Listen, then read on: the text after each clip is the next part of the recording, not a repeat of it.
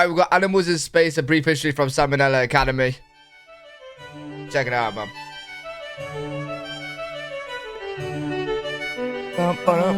Hey kids, animal test subjects have always been an important facet of science, since they allow us to study physiology in more destructive ways than we could get away with on humans. So it should come as no surprise that, over the years, there's been a lot of creatures haphazardly thrown at the cosmos against their will. Here's a bunch of smelly animals that achieved more in their short lives than you. Well, I don't think they're exactly just being thrown out in space, like, oh, here you are, donkey, just fucking just yeet, just go in space. Will. Quick disclaimer, this is by no means a comprehensive list, not even close. We'd be here all day if it was. More so just a highlight reel of the ones I found the most interesting. So the Great Zoo in the Sky was first founded in 1947 when the US launched a craft containing a bunch of fruit flies 68 miles into the air in order to see what kind of horrible mutants would get made from all the cosmic radiation up there. Unfortunately, they were totally fine, so the Earth was like, hey, living things can go into space and not die instantly, supple. And the next year they decided to send up a rhesus macaque named Albert, which it seems kind of like jumping the gun to go from barely alive specks to basically a person in one step. If it were me, I would have thrown like a frog or a gerbil in between there, but whatever, I'm no cosmopolitan. Bro,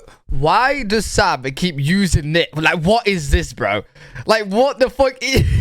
This isn't no animal, mate. Anyway, Albert died of suffocation on the way up and never really made it to space alive. Fun fact, this rocket was actually a V-2 missile stolen from the Germans after World War II. So just in case any of you have any sympathy for those Nazi characters, they're technically responsible for the death of a poor innocent space monkey. Pretty condemning if you ask me. Wow. But I guess the US felt pretty bad about it, so they decided to deal with their grief by naming the next monkey Albert II. Pretty unhealthy coping mechanism according to my shrink, but she also thinks Punk is dead, so what does she know? This Albert actually made it into space alive through a grand effort incorporating all the incredible cutting-edge technology that the atomic era had to offer. And after all that, they goofed on the parachute, so Albert II turned into a fine red mist on impact. Wait, what did he do? The atomic era had to offer. And after all that, they goofed on the parachute, so Albert II turned into a fine red mist on impact, which just goes to prove the age-old adage: Albert II you can lead a monkey to space, but you can't make him land. There were a few more Alberts after this.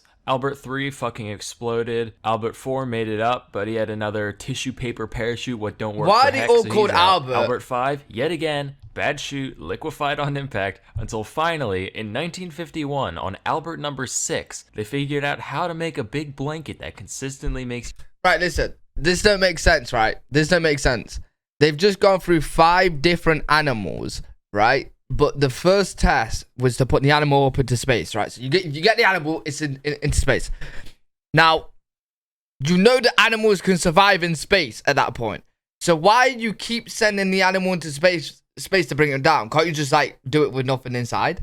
Like, you don't need the animal in there at that point because you know that the animals can go into space. They're not going to die from like the radiation, whatever they thought. You not immediately die when you fall from the sky. And the monkey was recovered alive from the capsule alongside his 11 mouse roommates.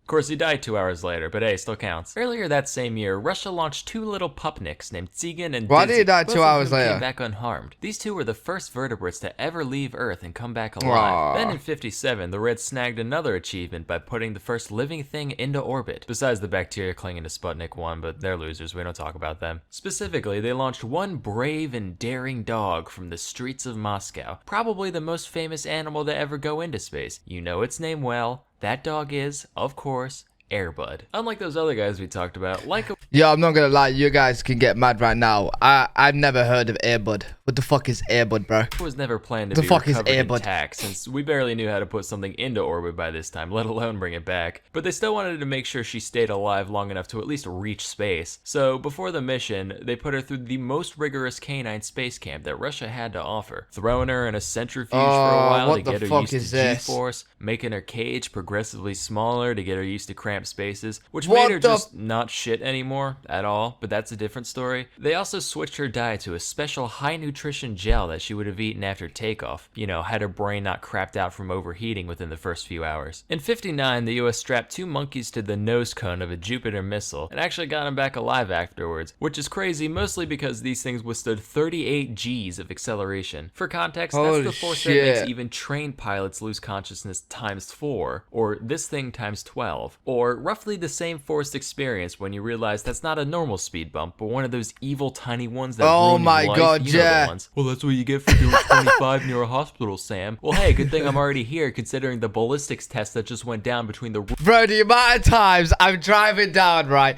And it don't matter what speed you're going, right? You can be going 20, whatever, right? You can be going really slow. But you think it's like one of these like small speed bumps and then you just fly. You're like, oh shit, man. That speed bump's a little bit bigger than I thought. With my car and my freaking skull. All the time.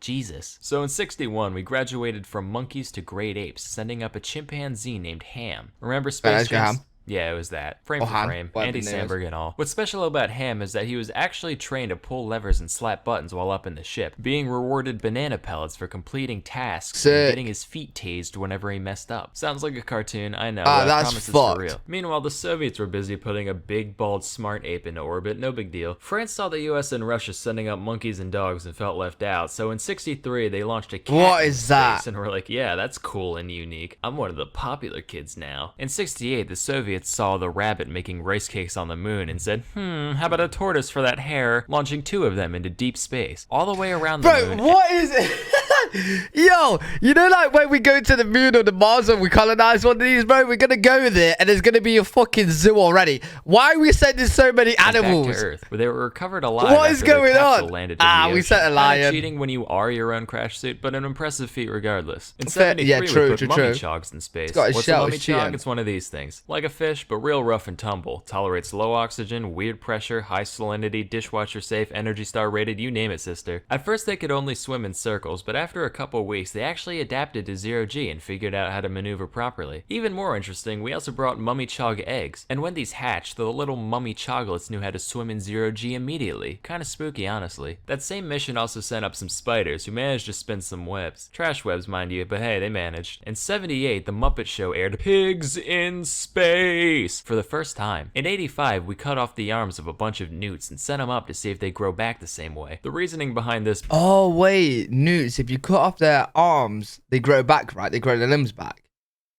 Oh shit. Being if a newt can't grow stuff back, then an astronaut with a paper cut probably can't either. Fortunately, they rearmed themselves at the normal rate, so all's good on that front. Damn. Around the same time, cool. NASA actually had talks with Sesame Street about sending Big Bird up on the space shuttle as a publicity stunt. This is real. The plan ultimately fell through after they realized Big Bird is fucking giant and unwieldy at all times, literally the worst possible choice for a celebrity cameo on a space shuttle. So instead they sent a school teacher in his place. And then the Challenger fucking exploded. Oh, let me reiterate. Shit. There is a timeline not too far from this one where Big Bird is a casualty in the single worst astronautical disaster in history. A tiny evil part of me almost wishes that happened. Like, that's just so indescribably absurd. Fuck? In the early 90s, we sent up some baby jellyfish to grow up in space just for... You know what? I keep seeing Sam's jellyfish, right? And what are these like 2 things here? I swear jellyfish don't have this, right? You see the middle part here, the little grey shit? What is this, bro? What is this? Like the fucking jellyfish penis? Like what the fuck is going on here? Laughs. They figured out how to maneuver. I swear they don't have that. We brought them back down. Yeah, like they literally. Look here. Like what is this?